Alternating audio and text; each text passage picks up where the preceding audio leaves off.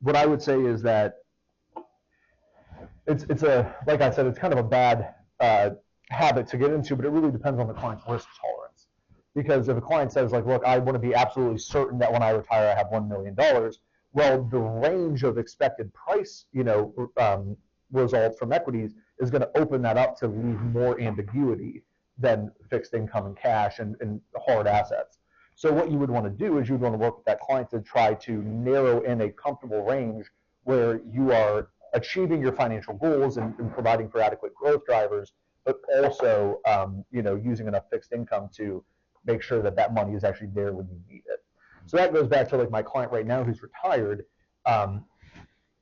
She has to have, we call it a kind of a silly term, but we call it like a war chest.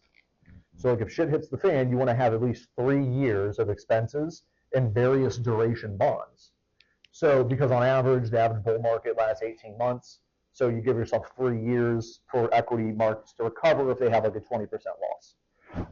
So even though, this client retires at like the worst possible time, we've already built that into the portfolio knowing that worst case scenario, equities come down, we have plenty of cash and bonds in our war chest, so to speak, to cover the next 3 years. If we're in a recession, if it takes that long for the market to recover, she's going to be okay.